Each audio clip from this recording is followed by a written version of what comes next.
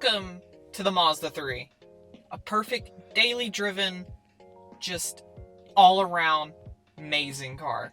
Specifically, this is my Mazda 3, the one I use to get to work every single morning. I trusted to get me where I needed to go, road trips, carrying things, everything you can need.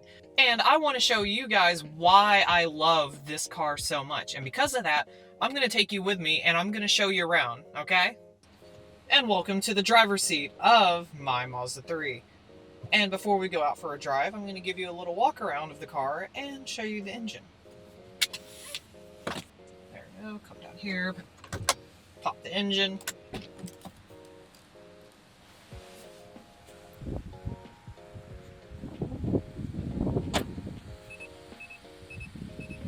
And honestly, I don't know why a lot of normal people don't believe me, but this is a very beautiful car. My favorite feature though, the fact that it's hatchback, it's very wide in the back.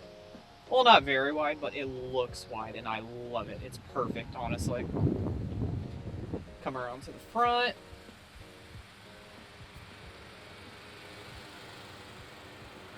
Hood. Pop it up.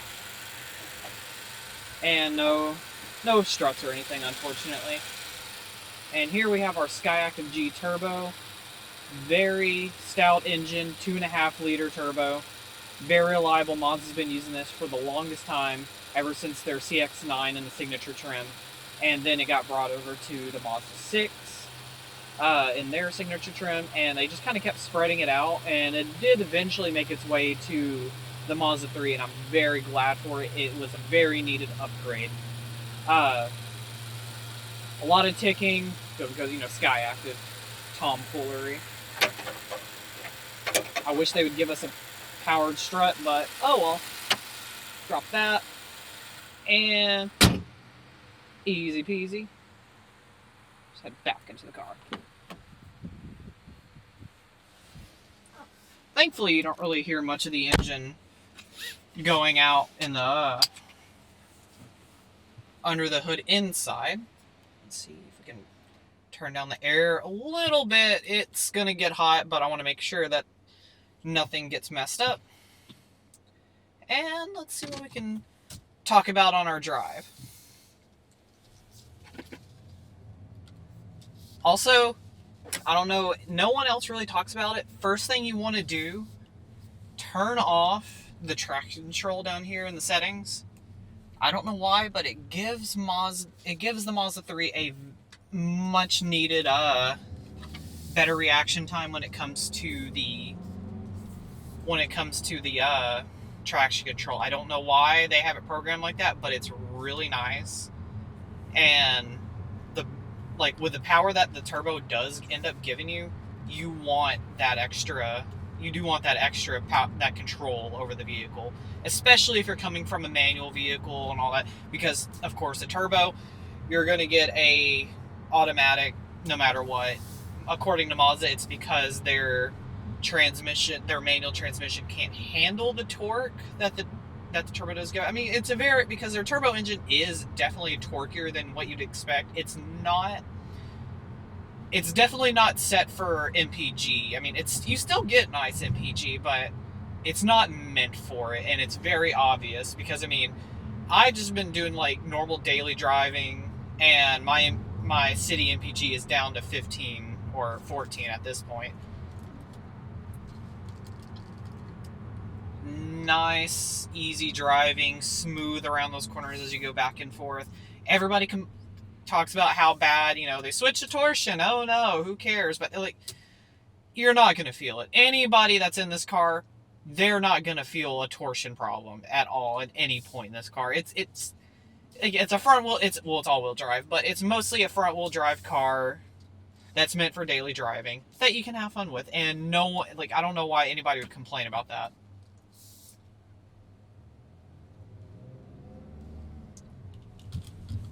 As we make our way to some slight back roads, mostly suburban areas in this little city, main thing we'll talk about is Android Auto.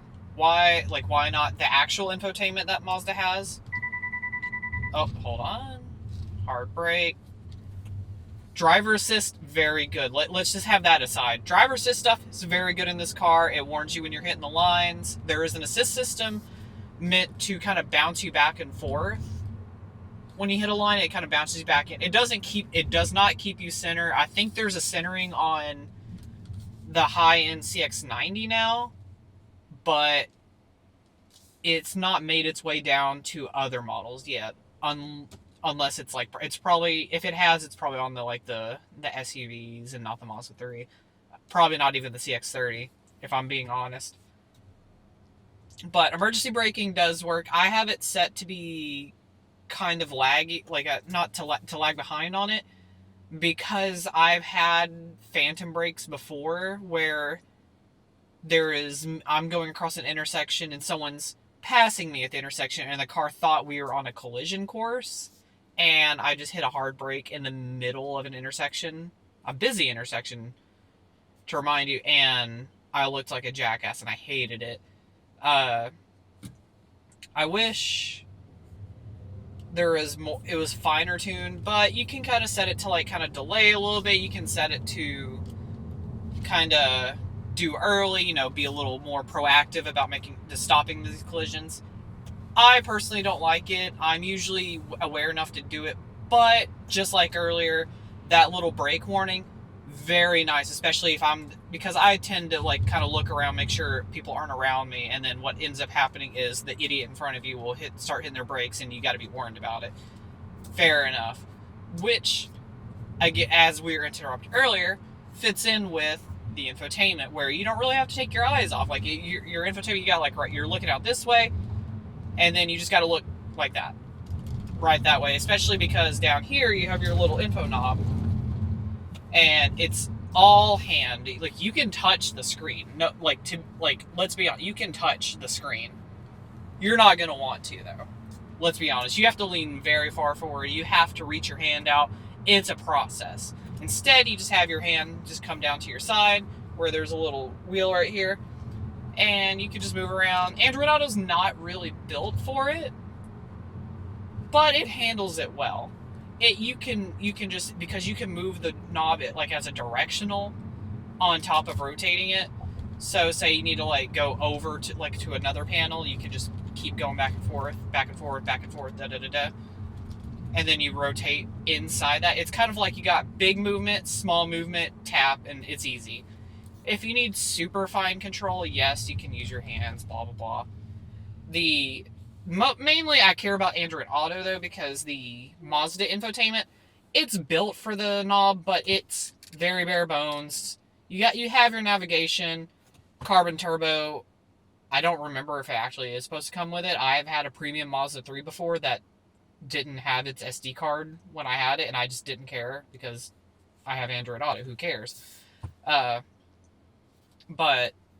instead, we just hold the home button, and it takes us right into Android Auto, where everything you need is right there. There's no reason to care about the other infotainment. You have your Android Maps, or Google Maps, I guess.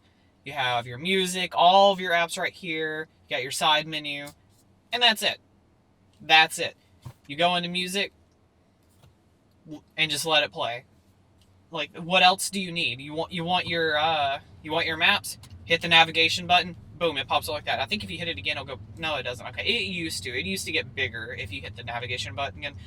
Maybe it's a software Android Auto. I assume it's an Android Auto thing. But the buttons, thankfully, remember that it's Android Auto. So you hit music, it takes you into your preferred music app. Navigation takes you into your navigation app. Hit home, takes you to your home where you can choose another app.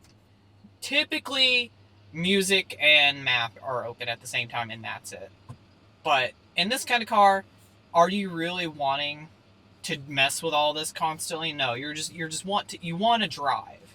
And actually, speaking of drive, I'm going to put it in sport mode, because on top of traction control giving you better throttle response, sport mode will also give you better throttle response, but sport mode also holds the revs higher. So if you just go without sport mode and into no traction control, it will give you that better throttle response without holding the rev, so you don't feel like a jackass. So you're not revving to 4,000 for no reason. It's just, you want to avoid that. And in city traffic like we're in right now, this is a fine car. It even has an auto hold button, just in case you're too lazy to hold the brakes yourself. I don't know.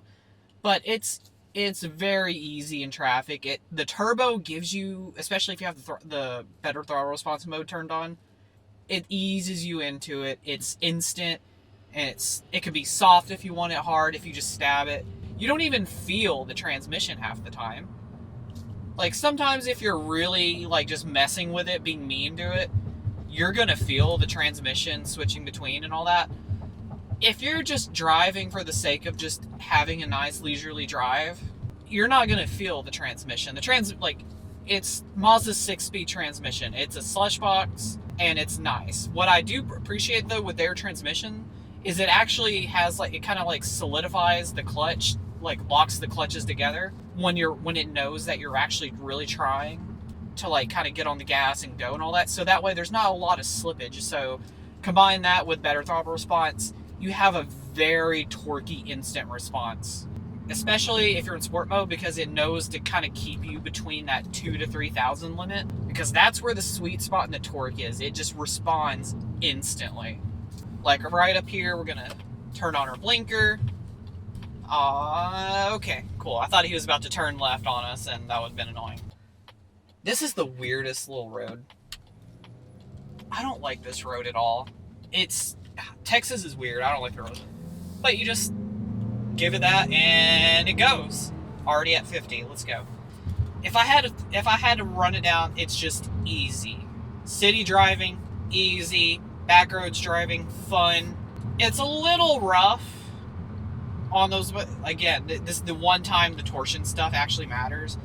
It's a little rough over these bumps and all that, but if you're used to feeling them, I came from daily driving in my 1996 Miata for 3 years, so this is cushy to me. I understand for a lot of people, it's not going to be a cushy ride, especially with a torsion rear beam. You're going to feel that those back wheels kind of bounce a little bit more than you want. Once you're on the highway though, if you're on the highway, it's smooth sailing. You'll feel the bumps when they show up, but it's a highway. How many times you're going to be feeling those huge bumps? You're going to get more of a swell, and you're going to float a little bit more. Not to say this car is floaty by any means. It's easy. On the highway, it's nice and quiet. Let's see if we can get up to speed to about 65, just to kind of show. Relatively quiet. You're going to hear road noise more than you're going to hear wind noise. That is a tire issue. These are the stock tires. They are meant for MPGs. They're meant to just get the little number on the placard higher. And then also the wheels are big. These are, I can't remember, 18s, 19s, something like that. In my opinion, anything softer than a Miata is going to be pretty dang livable by any stretch of the imagination. It's an easy car. I love it. It's just simple. Inside, you got all these nice materials. This carbon turbo has this nice, just kind of soft Alcantara suede type thing. Well, the suede's more in the seats.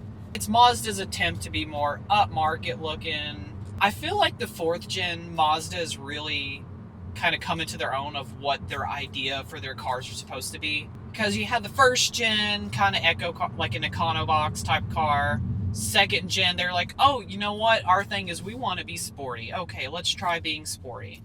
And they were sporty. People liked it. They had the Mazda Speed 3 at that point.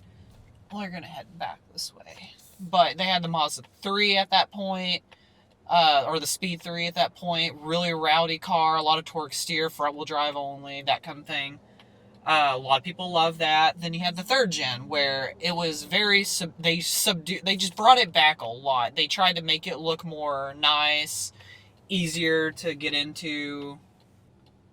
Man, this is the worst place to try to turn.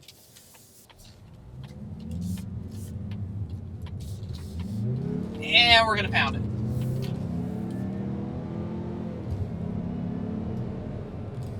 And we're up to a safe speed. Right, 3rd gen. Mazda got rid of the sportiness completely. It's now a nice, economy car. But it doesn't have anything special to it, let's be honest. Mazda, the 3rd gen Mazda 3, special, hatchback, sedan, whatever, they didn't know what they wanted at that point. Interior wasn't super nice, and they kept trying to make it seem nicer as it went. But the fourth gen's perfect, in my opinion. It has the perfect blend between the luxury market that they're trying to move to, that they're almost there. But then you just kind of look at it, you see the wider end, you see like the blacked out lines on the carbon turbo, you see the sportiness. They brought it back in and managed to blend it back. They figured it out with this car. Honestly, I don't know where they would go with it. I mean, other than just changing the looks on it. Because, like, the engine, perfect. Transmission, fine. Like, I mean, if they can get their new transmission for their straight six figured out. But if they can figure that out and make it nice, like, they could go straight, they could pull into, like, that niche market of trying to be sporty, but not really. Something happened? No, they're just trying to help people out, I guess, from the church. I do kind of need to merge over, though, but we'll figure that out. We'll listen, like, we're enjoying the drive. I can't imagine where they would go after this car. It's just nice. The interior's nice. I don't know. I recommend this car to everyone, and everyone just kind of goes, and I'm like, just like you'll get compliments on this car, and people will then ask you, oh, what car do you recommend? And then you'll tell them, oh, check out Mazda. They have a lot of nice choices, especially if you don't want a sedan or a hatchback like this. They have the CX-30 for that small crossover. They have the CX-50 for that more rugged Subaru type, but still look nice. They have this CX-5 for just the simply family, like the family mobile.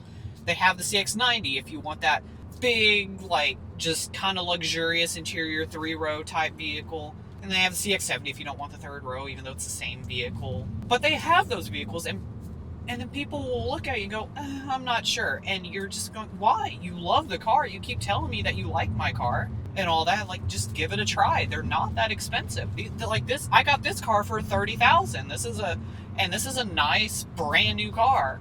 And I got it out the door for $30,000. People don't buy them, and because of that, like, this car sat on the lot for an entire year. The 2025s are out, and this is a 2024 that sat on the lot for an entire year because nobody wanted it. I don't get it. It just perplexes me. I don't know why. You get the compliments and then they turn around and say, no, I don't think so. And it doesn't make sense. I could have made that light, but I'm not going to be like that. I'm chilling out right now. People turn up their nose to these, and I don't know why. And it's not afraid to look like a hatchback, which is a big one for me. Like the Honda Civic hatch. It's a hatchback, but it's afraid of it. It's afraid that it might look like a hatchback. You see a Honda and you have to look for a second to see if it is a hatchback or not. Mazda 3 though, you look at that, like that nice rear end, and you go, that's a hatchback. You look at it, you go, that car loves being a hatchback. Honestly, I'm afraid that we'll lose this car the next generation. They'll make this for like another 3 or 4 years, and then it's gone. Now all they have is all crossovers and everything, because this is the last sedan they make. They have the Miata, but that's not a sedan. That's not an everyday car for a lot of people. Trust me, I tried. Sometimes it's just not. I wish people would stop being afraid of Mazda now. Mazda is on their own world. They're not Ford anymore. They're not relying on other people. They make good vehicles. They're small. They can't risk as much. Tell me what you guys think, because I love this car. It's just simple. It's easy. I get into this car and I feel like me. I feel like this is the car for me. Anybody that watches this, give this car a try. You're looking for a new car, go look at it. Let me, like, if you've given this an actual legitimate fair try, tell me about it in the comments. Let me know, because I want to hear the reasons why someone wouldn't give this car a chance. Let me know what you guys think, because honestly, I enjoyed this drive because it's just that nice of a car.